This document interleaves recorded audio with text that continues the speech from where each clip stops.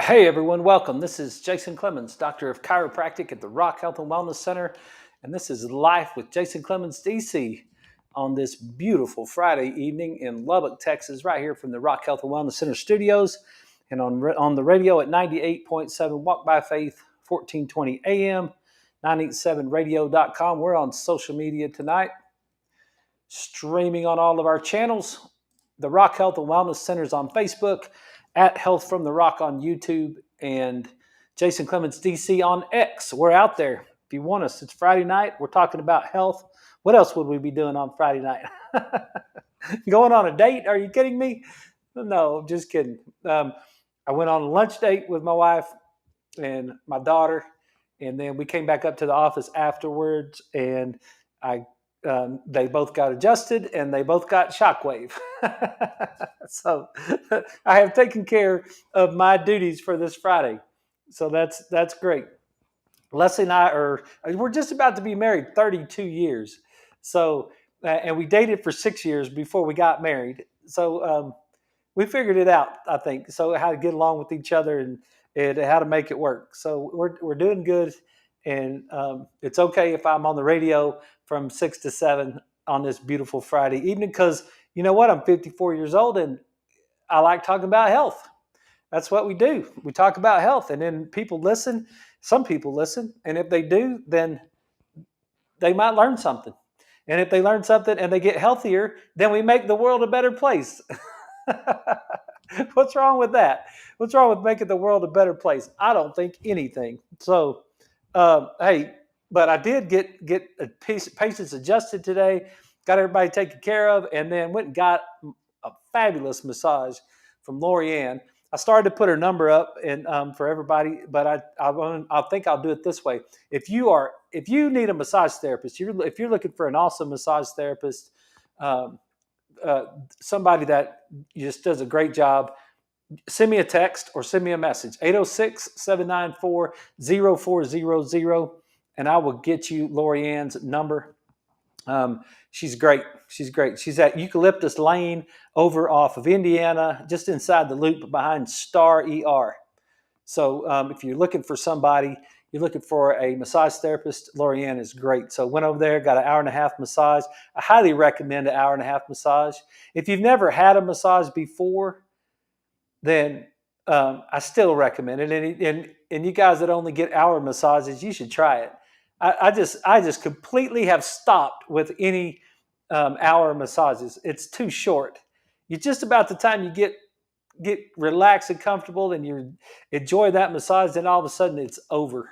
And so today was an hour and a half. Actually, she went 10 minutes over, and it was great. So I highly recommend it. Every 2 weeks, go see Lorianne, get a massage. There's all kinds of different frequencies. I asked one of my patients, we had a conversation about this week. She gets a massage every week. I've got several patients that get a massage every week. And, there's a lot of therapeutic benefit in a massage. There's a lot that goes on with that, from lymphatic drainage to myofascial release and tension release to relaxation. We're trying to get that right hemisphere to calm down. That's part of the thing, because for me, like, it's full speed. And when I get here, that's what Coach Goodner and those guys used to say when I was coaching at Tech. They'd always say, you got to coach on the run. Got to coach on the run. You got to coach on the run. And I just remember being so frustrated when I was there, because I was like, this is going too fast. I don't understand why we're going this fast. I can't keep up with you guys. And they they didn't slow down. Those guys didn't slow down at all. They were going full speed the whole time. I was like, oh my gosh, I can't coach this fast. It's like, but those guys were pros. They've been around for a long time, and they knew what they were doing, and they knew how to coach fast, because you got to get a lot of stuff covered. And so I get it now, 30 years later, 20 something years later, I get it now. It's like, you got to move fast. So when I get to the office, there's a lot of things happening, and we're seeing a lot of patients, and I'm making a lot of decisions. I'm going from one room to the next room, and it's one patient to the next patient. And like, you never know what's happening, and you got to make a lot of decisions in a short period of time. and you got to make sure that whole thing is running good, and you got to make sure everybody gets taken care of. And so it's pretty fast moving. So when I get in there and get my massage, the whole first part of that massage, like just when I get on the table and I'm face down, I just start breathing. I just start taking some deep breaths and try to get myself to calm down. And that's the first part of it. It's like the whole time during that massage. There's a couple times today I went to sleep, but it was just like trying to because you got to turn that motor off a little bit. Can't get it running all the time. Elon Musk does, but there's not many guys that do that. So I find it very relaxing, and every 2 weeks get a massage, hour and a half. So it's the end of my work week, other than this show, as far as seeing patients. So I see patients till 1, and then I got a massage at 1:30. So highly recommend it if you're interested in that. My wrist, how's my wrist doing today? It's doing about 90%, not probably 95% better.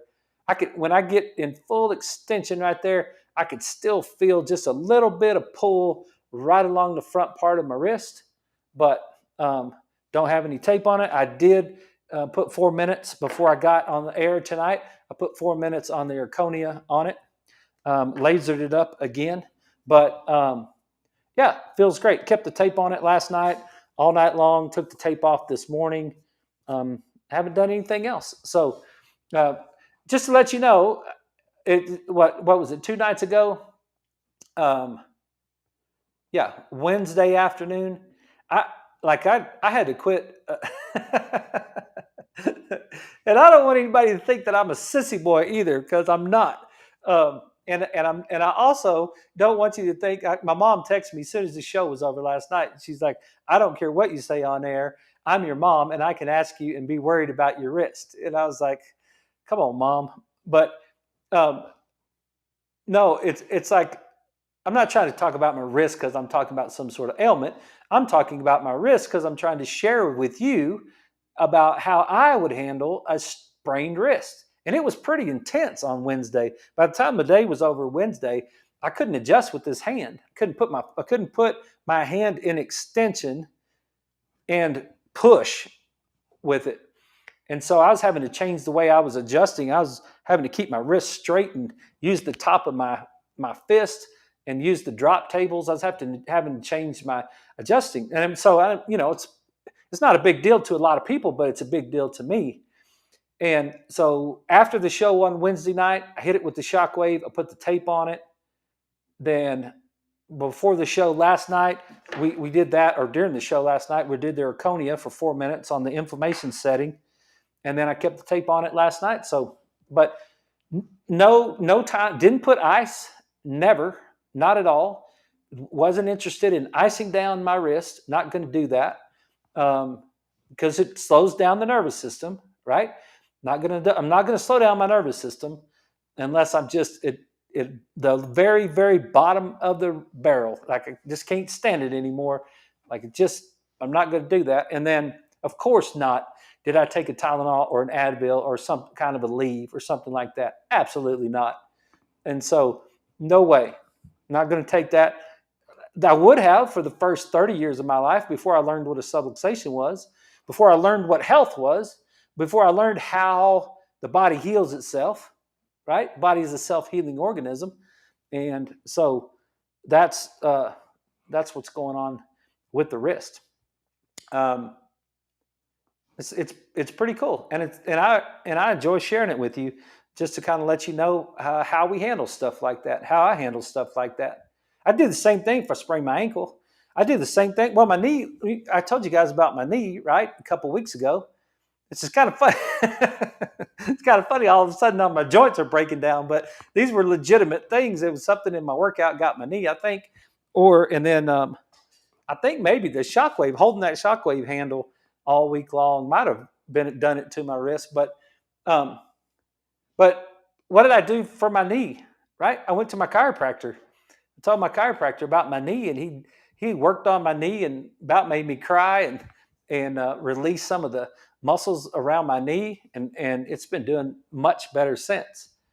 So that's the way we handle it. I go get adjusted, and then I use the things in the office that help create. What does the laser do? The laser increases mitochondrial output of ATP.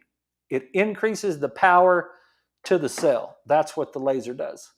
So um, that's the way we handled it. Put some rock tape on it and rocked down the road. All right, that's what I got. And for the introduction, I want to finish tonight. The first thing I want to do is finish. We might get into another thought, but just depending on how much time we get with the rest of this article. But I wanted to finish the article that we were talking about last night, and maybe look at one more article, but because there's some points that I want to make about this article. And I said this, I actually quoted this to one of my patients today, because he was, he is, I don't know, he's pretty close to my age, maybe a year or two younger, and he's got some back pain. And so I was like, man, I'm trying to get you to understand, where you are in the process of how your back, what you can expect to happen with the way that your body functions as you move forward in life. It's kind of what this article is all about. Remember, this is a dynamic cycle of low back pain. This is the article we went through last night. A 17-year population-based study analyzing the National Health Insurance Service data in South Korea. This is a giant study. A 17-year, 3,086,665 patients over 17 years. That's a lot of people that they've studied. And what did they find out? Here's what they found out. That if you start having low back problems in an early age, as you get older, they're going to become more frequent, and they're going to last for a longer duration. That's what they found out. Now, we've known that for years and years. We know that's when you're in your 20s, maybe it happens every 3 years, your back hurts. Then you get in your 30s, now it's happening every 15 months or something. Then you get into your 40s, and now it's like every year, or it starts getting into multiple times a year. And then you get into your 50s and your 60s, and now you got chronic low back pain that hurts all the time. And so each time it just takes longer to get over it. So that's that's basically, to shorten it down, what the findings were. And then here's the conclusion. The findings highlighted that low back pain is not merely an isolated condition, but a recurrent issue that poses significant challenges to patients and healthcare systems. Right? There's a progressive course, increasing frequency, prolonged duration, escalating healthcare utilization over time. And that's an interesting sentence, because if you remember COVID, that whole COVID thing, if you remember COVID, if you're alive, do you remember COVID? Yes. Okay. Do you remember during COVID? The reason that we had to wear masks, and the reason that we had to social distance, and the reason that we had to shut down all the stuff, it wasn't because of health. It was because we were overwhelming the healthcare system. We were overwhelming the hospitals.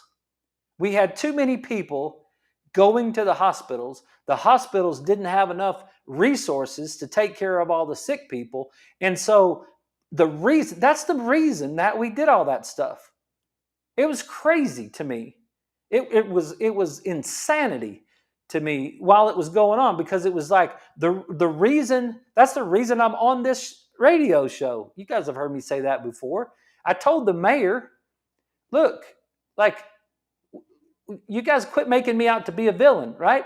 And the mayor said to me, Jason, all I can tell you is that, there's 300 people in the 300-ish people in the hospital, and 93% of them, 200 and something of them, aren't vaccinated.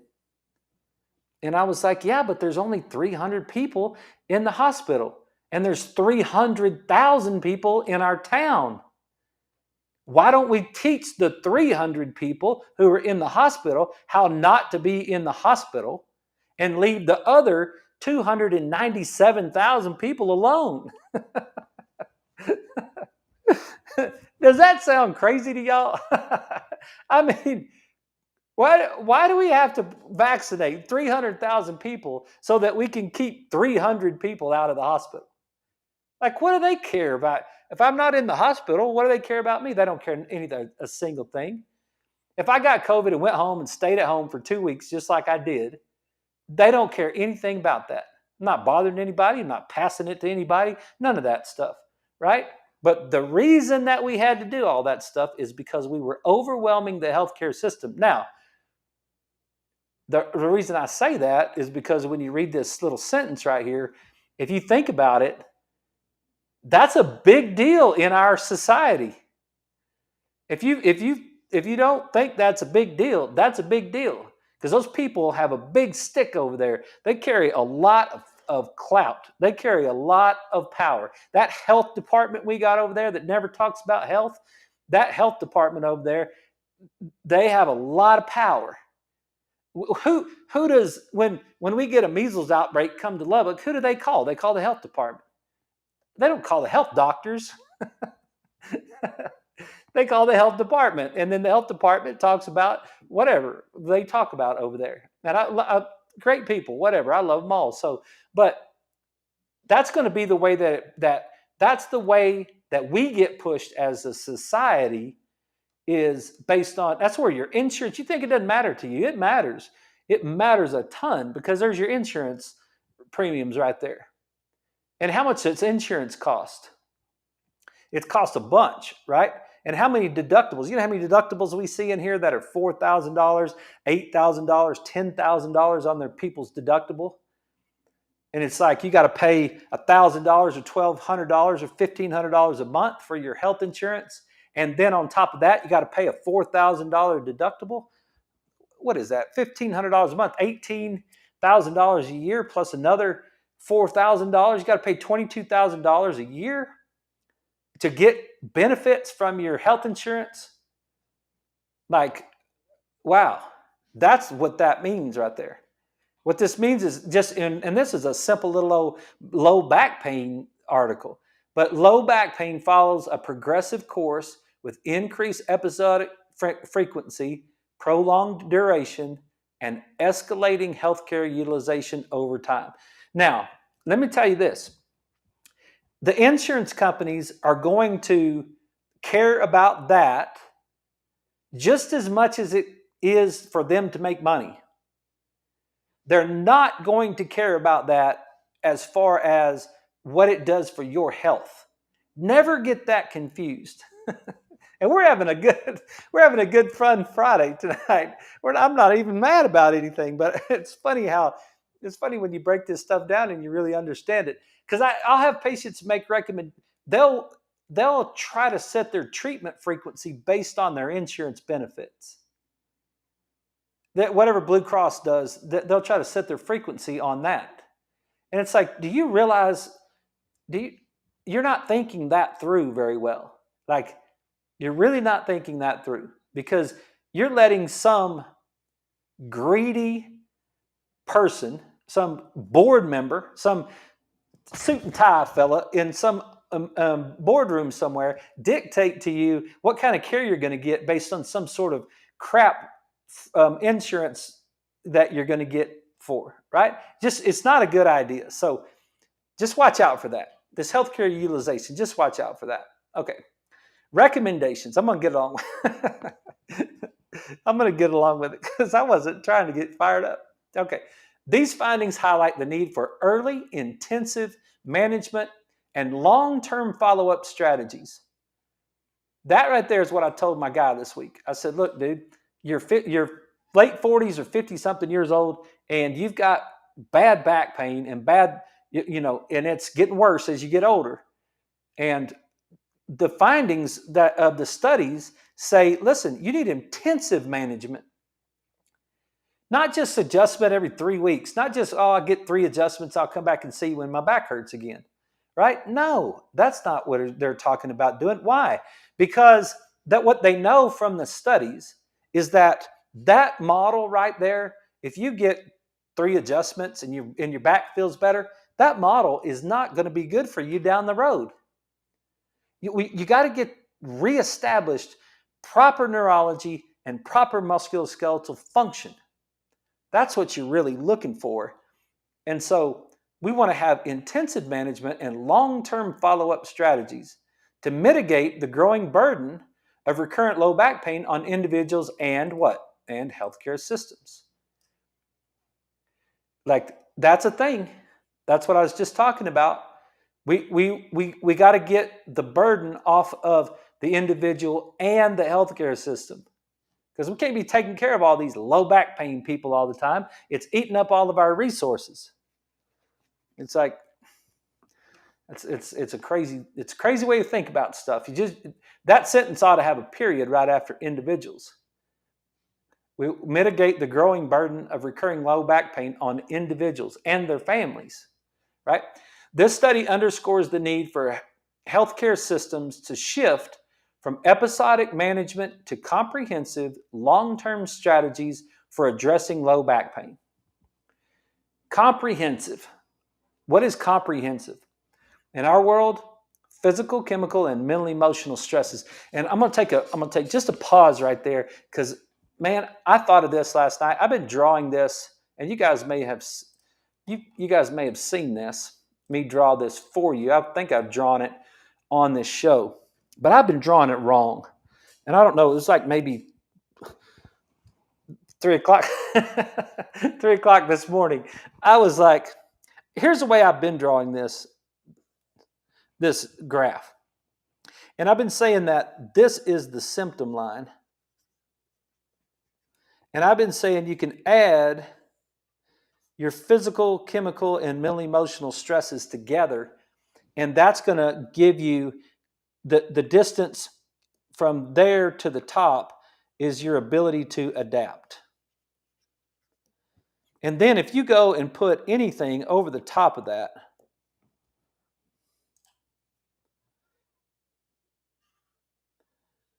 you drive to Dallas, you do anything right there, right? You push yourself past your ability to adapt to your environment. What's going to happen? You're going to get your symptom, and then there's going to be your low back pain. And then it's just like, ow, it got me, right? And that's the way I've been drawing that. And I've been saying for all these years, this is 21 years I've been doing this, that we want to try to get you down there. So we want your physical, chemical, and mental emotional stresses to go down as you go through care, so that you have a greater room to adapt on each one of those markers. And that made sense to me. I thought, well, that's a good idea. Like I've been doing that wrong. I've been doing that. I've been drawing this graph wrong. And it hit me last night, because I'm like, that's not the way you should be looking at it. It should be like this. The way you should be drawing that graph is you should be drawing it like this. And what you should say is, what is the highest level of health you would like to live at? What is the state? How high would you like to be? How far away from? Let's draw the same symptom line on there somewhere. How high would you like to be to live your life? How good do you want to be? That's really the question when it comes to your health. It boils down to that. What do you want out of your life? Do you want a rock life? Like, do you want to be one of those kick butt 60-year-olds and 70-year-olds and 80-year-olds? Like, do you want to be the coolest, hippest, fittest chick in your 30s or 40s or 50s or whatever, or studliest dudes? Like, how good do you want to be? How do you want to live your life? How healthy do you think you could be if you were as healthy as you could be? That's really the question. Because the further you move that away from that symptom line, it's actually up here. So what we do is what does it take? I was thinking about that today because I've seen a bunch of new health and wellness people in Lubbock. And it's really interesting when you hear that word, health and wellness people. That word is used so widespread. And I'm not really going to get into it too deep. I do have a thought about that. It's like, wait a minute, health and wellness, and then they'll give you a fat pill or something, and it's like, no, that's not a health and wellness place. They're not talking about eat well, move well, and think well. They're not a health and wellness place, right? So but I was thinking about how many new people have come along in the last 20 years, and how many businesses are opening up about health and wellness. And I thought, how cool is that, right? And it's like, that's really cool that there's a lot more of them around, because it's going to bleed through onto the community. It's going to be like Lubbock is a healthier place because we've got more people thinking about health. We got to take a break. We're going to stop right there for just a second. We've got to take a break, and then we'll be right back in just a second. And I'll finish that thought, and then I'll show you what I mean by this whole graph. And we'll be right back. So you guys stick around with us. This is Life with Jason Clemens, DC, and we will be right back.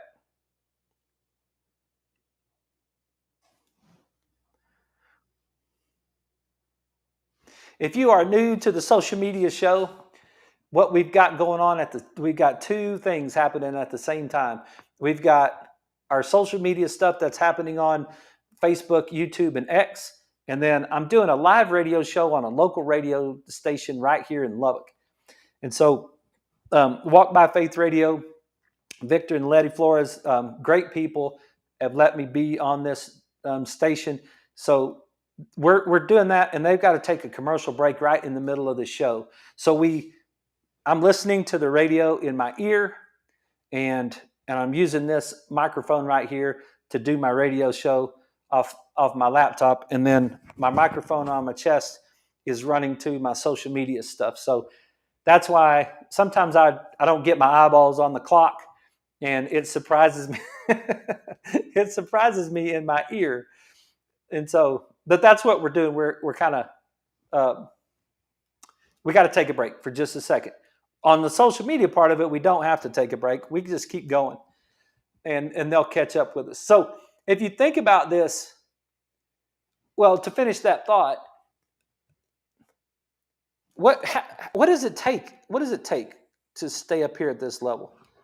What kind of practitioners do you need? What kind of habits does that person need to stay at a high level? Right? There's some things that person really needs to do. I mean, if we were to make a list, right? You need to have some sort of social life, because that's great for your brain. You need to stay involved in things, right? You're going to need the whole eat well, move well, and think well, as Dr. Chestnut says, because he copyrighted that. That's why I say that. Okay, we're going to have to do those sort of things. We're going to have to get our sleep. This move well, there's our exercise. Our eat well, there's a nutrition. Our mental status. There's some things, right? We have a spiritual life, and it's not on the bottom of all this. But all of those things, it's going to take some effort on your part. It's going to take you cooking up some okra in the fryer, deep fryer, air fryer, not deep fryer, in the air fryer tonight, or in the oven. Got that text right before we went on the show, and she sent me the picture of the okra all cut up and what she's having for supper. And she's like, "Hey, how did you say we should cook that to make it crispy?" And so it's like you're going to have to do some of that stuff, right? Hang on, let me get us back on the radio. Okay, everybody, we're back. This is Life with Jason Clemens, DC. We're talking about living at the highest level, and we're going through this low back pain article, and we're turning that low back pain article into a health and wellness article. That's what we're doing, because we're not inspired by low back pain on this show. But we do take care of low back pain people. Don't get me wrong. But we were talking about living at the highest level. And then if you're not living at the highest level, now drawing your physical, chemical, and mental emotional stresses to pull you downward. Now your physical, chemical, and mental emotional stresses are pulling you down towards your symptom line. Because I have a bone of contention to pick with the idea of maintenance. I just think maintenance care is hogwash. And this is the reason why is this. Because let's just think about it. If you're up here at this high level, and this is the level that you want to be on, and you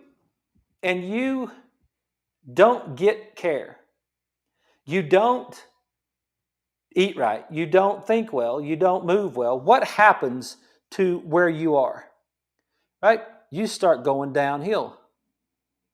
Okay, and then you say, well, once a month or once every 3 weeks or once every 2 weeks or whatever, you should come get adjusted. And then what's going to happen if you come get adjusted? What's going to happen to your trajectory? It's going to start going like this. It's going to start going up because you're going down. In my brain, I do not understand what we're maintaining in this. We're not maintaining anything. It's like you're going downhill. It's active treatment. That massage I got today is active treatment. It's not maintenance massage every 2 weeks. It's active treatment based on the physical, chemical, and mental emotional stresses that I'm under on a daily basis. My daughter asked me, she was in there getting Shockwave, and she looked over at one of the posters on my wall, and she's like, Dad, so are we subluxated every day? And I said, in the world we live in, what causes a subluxation? Physical, chemical, and mental emotional stress. How much physical, chemical, and mental emotional stress are we under?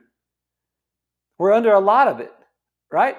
So that's why I go home last night after the show, and I read the recap of what RFK Jr. was with his congressional hearings, and then I read the comments below there, which I think the comments are just all made up anyway. Surely there's those people in my town are not really saying all that stupid stuff that they say, but they were dogging him about what he's doing. He's trying to decrease the physical, chemical, and mental emotional stresses that we live under. That's it. That's all he's trying to do. He's trying to make us be less subluxated. I appreciate the heck out of what he's doing. Get petroleum products out of Lucky Charms. Like, yeah. I mean, like, what's the problem with that? Get artificial colors and sweeteners out of our kids' foods and out of our adults' foods. What's wrong with that? That's the chemical stress, right? So this right here, to me, is a good example of active treatment. You're under active treatment all the time. There's no such thing as a maintenance adjustment in my world. I will argue that for the rest of my life. You don't have maintenance adjustments. You're going downhill. If you didn't get the adjustment, what would happen in a week? And if you didn't get the adjustment after that, what would happen in 2 weeks? And if you didn't get the adjustment after that, what would happen in 3 weeks? You would cross the symptom line. And then what would you have? Low back pain. So how do I keep you out of low back pain? How do I keep you above that line, living at a high level of function, right? That's what this article is saying. That's why I'm saying this is a health and wellness article. It just appears like it's a pain management article, because that's what it's saying right there. It's saying, look, the study underscores the need for healthcare systems to shift from episodic management. That's, hey, doc, I'll come see you whenever I'm in pain. Okay. And then what will happen? What will happen? What's the matter with that thought process? How ridiculous really is that thought process? Right? What's happening? Let's clear this out. There's our symptom line. Here's our high level of function. Here's where we are. And then all of a sudden we start moving downhill, and we go downhill, and we go downhill. We cross the symptom line. Now we have low back pain. And then we're going to get a couple of adjustments, 2, 3, whatever it takes, to push us back over the line. And then what are we going to do? Well, I'll come back and see you whenever I'm in pain. Okay, so you're going to cruise along there, and then what's going to happen? You're going to start moving back down. And then in a week, 2 weeks, 3 weeks, 4 weeks, whatever it is, the older you get, the closer it's going to be and the longer it's going to take to get rid of it. You're going to have low back pain again. And you can substitute anything you want to substitute. You can substitute headaches. You can substitute numbness and tingling in your hands. I got a girl that works for a bank. She will not do anything to keep herself from having numbness and tingling in her hands. I tell her every single time I see her, which I don't see her very often. I see her in these little spurts, maybe, I don't know, maybe 5 or 6 times a year, maybe every couple months. She'll come in and she'll be like, I've got this pain in my hand. Like this, I'm having headaches. My neck is hurting. I've got this numbness and tingling in my hand. I'm like, are you doing your tractioning? She said, no, I'm not. Okay, let me adjust you. Let's go do some tractioning. She'll be, what we'll do, we'll push her back up over the line, then she'll come back, and then she'll do that right there. That is episodic care that they're talking about in this article. That's actually what they're talking about when they're talking about that right there.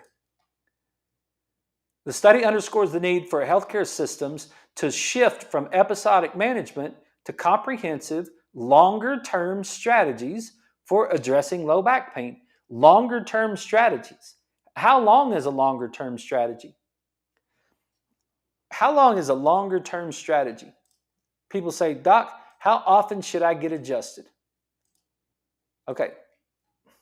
How often should you get adjusted?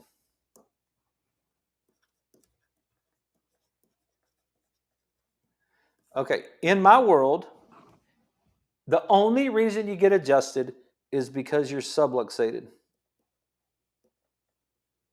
And what does that mean? You have interference in your nervous system. That's the only reason you should get adjusted. That's what chiropractic is. Chiropractic is the detection and the correction of subluxation. That's what it is. That's the whole profession. That's what we do.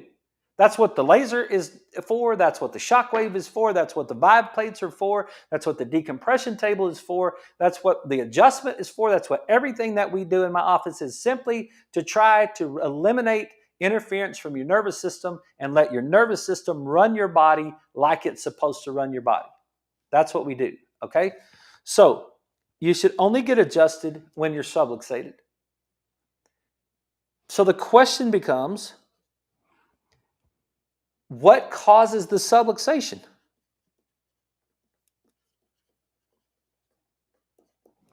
What causes it? The answer to that is physical, chemical, and mental emotional stress. That's the cause of the subluxation, which is the reason that a person should get adjusted. So when they say we should shift to long-term care, long-term strategies, that's what the article says, based on 3 million South Koreans over 17 years, their recommendation is we should get away from episodic management treatments and we should move into long-term strategies for low back pain. And my question is, how long is long-term? Because when are you going to stop being under physical, chemical, and mental emotional stress? Because as soon as you stop being under that, you don't need chiropractic care anymore. There's no reason to get adjusted. And if you don't handle your physical, chemical, and mental emotional stresses, you are going to move yourself from a high state of function downward to a lower state of function until you reach a symptom line. And I challenge you with everything that any marker you want to do. If you want to use cholesterol as a marker, if you want to use diabetes, sugar control, A1C as a marker, if you want to use joint pain, arthritis as a marker, it doesn't make any difference. Any of those markers, if you don't take care of your physical, chemical, and mental emotional stresses, you will start heading downhill to the point where you reach symptoms. Right? And I didn't make any of this up. That's what I love about chiropractic. Like it's like, dude, it's great. People say, "How you doing today, doc?" I say, "I'm doing fabulous." Why wouldn't I be fabulous? It's like, it's great. I didn't make this stuff up. It's just factual. It's just science, right? So these studies similarly observed that patients with recurring low back pain tend to experience more frequent, prolonged episodes. Yep, we knew that. Yeah, that's right. The frequent recurrence of healthcare visits for low back pain may be attributed to the use of symptomatic treatments such as analgesics rather than interventions targeting the underlying cause. That is so beautiful right there. That is just, it's like, listen to what they're saying. Listen to who these guys are. Like, I can't even pronounce their names, right? This is in the journal Medicina, April 23rd, 2025. Just came out, right? Mi Ran Gu, Diok Hoon Jun. I can't even. These guys are South Korean people, right? They're not South Korean chiropractors. They're South Korean insurance people or medical people in some form or fashion, right? It's like, what are they saying in their conclusions or their recommendations? They're saying that the frequent reoccurrence of healthcare visits, the reason you got to keep going back to the doctor for low back pain may be attributed to the use of symptomatic treatments such as analgesics or NSAIDs or Tylenol. Or what do you think Tylenol would have done to my wrist? What do you think? Seriously, I had a wrist sprain on Wednesday. What do you think Tylenol would have done to my wrist? Tylenol would have decreased my ability to make inflammation. And then where's the healing process that's going on in the wrist? Do you think I'm more likely to have a recurring issue with this wrist by treating this wrist with ice and Tylenol than I would by treating this wrist with a laser that increases ATP production and rock tape? What do you think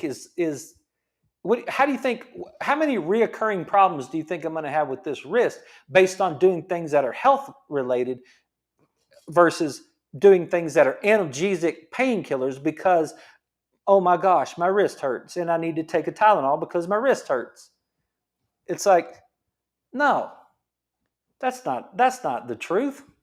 I need to address the cause of the problem. And that's what these guys, it's so beautiful that they said that right there. It says the frequent reoccurrence of healthcare visits for low back pain may be attributed to the use of symptomatic treatments such as analgesics rather than interventions targeting the underlying cause. That's what wellness people do. Wellness people target the underlying cause. They don't give you a pill, a potion, a lotion for some sort of analgesic effect. We're not painkillers. It's like, dude, why is that tissue not functioning properly? That's why this is so fun, right? It's like we know that something's going on in the brain. We know that something's going on in the tissue. We know that something's happening. This was an acute phase deal. It's not a chronic issue, right? This clinical approach may lead to only temporary symptom relief and contribute to repeated medical consultations, as suggested in previous studies. And I can see the argument in the chiropractic world. I can see the argument because they'd say, "Well, we got to keep coming back to you." And I'm like, "Yeah, you can go to your medical doctor, or you can come to your wellness guy. Which one do you want to do? Who do you want to pay? Who do you want to pay? Do you want to pay the guy that gets paid for you to be sick, Or do you want to pay the guy that gets paid for you to be well? Which guy do you want working for you? And that's one of the things I talked to my mom about. She's talking about her physical therapist and her hip surgeon and all that stuff. And I said, Mom, don't forget, those people work for you. You don't work for them. Don't ever get that confused. You don't work for your doctor. I work for my patients. They're the ones that pay me. They're the ones that are the boss of their health. I'm just trying to share with them as much information as I can to make sure that they can make the best decisions for their health, right? So when they're hiring me, what is my job? My job every single day is to wake up and spend all of my hours, and some wake up sometimes at 3:00 in the morning thinking about this stuff. But my job is to wake up every day and try to keep you well. Try to keep your family well. Try to keep your children well. Think about your pediatrician. When did they get paid? Your pediatrician gets paid when your children are sick. How much money did my pediatrician make off of Caitlin? From 0 to 18 years old. From age 1 to age 18. You know how much money that we spent in the pediatrician's office? 0. How can a pediatrician make a living? How can a pediatrician make a living if the kids aren't sick? What's the incentive?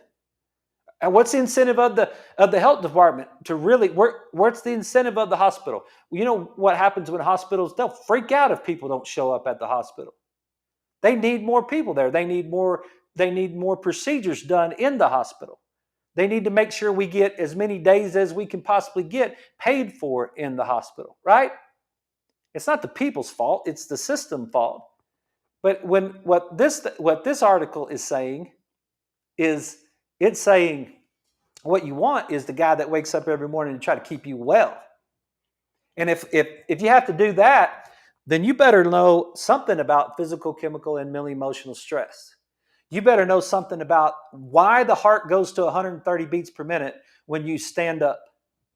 I'm not the one that recommended Jacob go see the cardiologist. Jacob was the one that went to go see the cardiologist. He wanted it for himself. I didn't care if he went to see the cardiologist or not. And you know what happened in that? This is a great example. My son was having this issue with his heart, and his resting heart rate was about 80, 82 beats a minute. And when he would stand up, it would go to 130 beats a minute.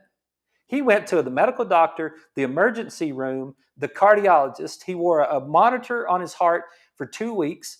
He did an echocardiogram and an EKG and had a visit with the cardiologist.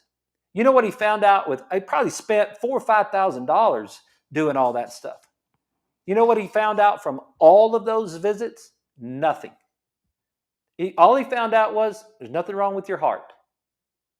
And he's like, well, how come my heartbeat goes to 130 beats a minute? They're like, I don't know.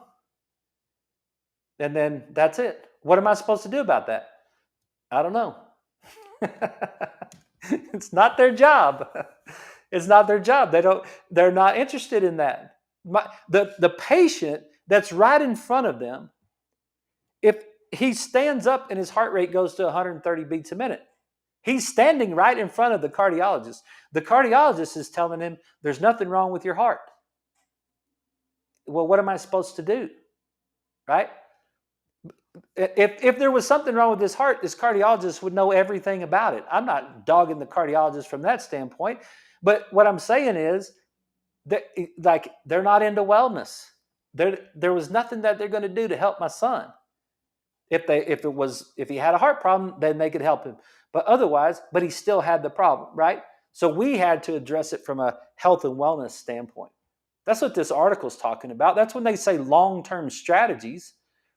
When we need long-term strategies that don't just create analgesical effects, but they actually target the underlying cause. I had this conversation today about anxiety because one of my patients was worried about the meds.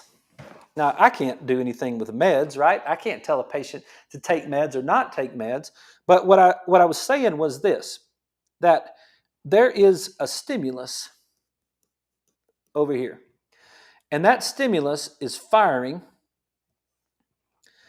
and it's creating some sort of synapse. And then we've got some sort of anxiety on the other side. Wait a minute. Hang on a second. Sorry, I apologize for that. This looks yellow on my screen, but on my TV, that looks orange, and we don't do orange. So hang on a second. I apologize for, I apologize for that. We don't do orange at the Rock Health and Wellness Center in the Clemens household. Nothing. We don't draw pictures with orange, and I didn't realize that was orange. So my apologies. All right. You have the stimulus. Then you have it's moving in this direction, and then it's going to synapse with another nerve, and then you're going to end up with anxiety. Some form or fashion of that, right? It's not that simple. But where do anxiety medications target? They target the synapse mostly, right? They're disrupting or changing the physiology at the synapse. Because she was worried, because I tried to tell her, I was like, look, here's what's going on. And when I've had lots of young people, especially females, I've had lots of young people over the years that have come in that are dealing with anxiety. And when they start getting adjusted, their anxiety goes away. And it's not in 2 or 3 visits because it needs a long-term strategy. And so I gave her a long-term strategy. And it's like not a pain management 3-visit deal. It's not what it was about. She came in because her neck was bothering her. But her neck was bothering her and she's been dealing with this anxiety, right? So what we're going to do is create a long-term strategy to address the whole thing and get her nervous system to function properly. And she's concerned about these meds. And I asked her the question, which is legitimate. I said, what would happen if you'd quit taking your anxiety meds? If we just took this out of the equation right there. And she said, I would probably have a meltdown. Like it would probably, would probably just spontaneously combust, as like it would be horrible. And I said, exactly. That's exactly the truth. Because why? Because the anxiety medication is not addressing the cause, the stimulus. The anxiety medication is simply addressing the symptom on the other end of it. And she even said it to me. She's like, why hasn't anyone addressed the cause? I don't know. It's not their game. It's not their game is not to address the cause. Their game is to treat the symptom. That's it's a philosophical difference between 2 different groups of people. It's just a completely different philosophy of how you should live your life.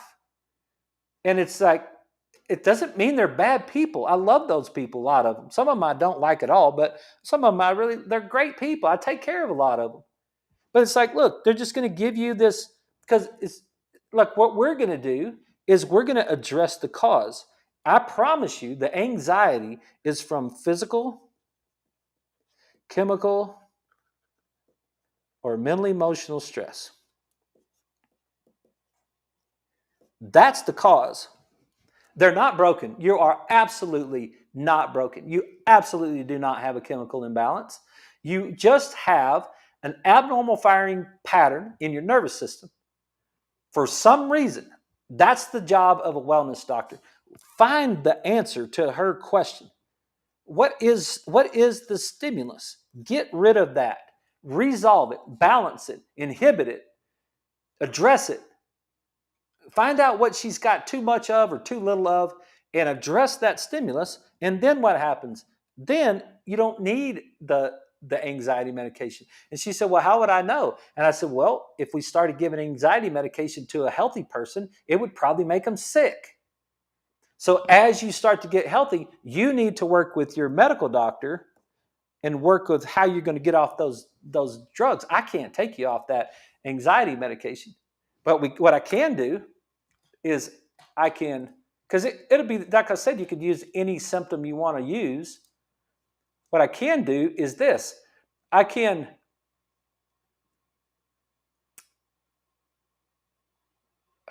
create a, where was my intensive management and long-term follow-up strategy to mitigate your problem. We can get intense. You know what we're going to do when she comes in here? We're going to adjust her. We're going to check her posture, make sure we're on the right side. We're going to adjust her. We're going to work on her brain. We're going to work on her nutrition. We're going to work on her movement, her exercise. We're going to do all that stuff together. All of it from a physical, chemical, and mental emotional standpoint is what we're going to address. And I guarantee you she's going to be better. By the time she's 26, she's 25. By the time she's 26, she'll be better. By the time she's 27, she'll look back and she'll say, I remember when I used to have that anxiety. I don't deal with that stuff anymore. My life is totally better because I'm not subluxated anymore. Man, that's pretty good for a Friday, I think. I'm out of time. It's pretty intense. I don't know what kind of art. Hey, Lewis, I hope everything's going good. Don't take it personal about that orange thing, right? We don't do that. There's no orange. This is a red and black world over here in West Texas. So we're wrecking them out here. And so I hope you guys have a great weekend. If there's anything I can help you with, let me know. And I'll be back on Monday at 6. We'll be taking health to church. And you guys have a great weekend. We'll see you later.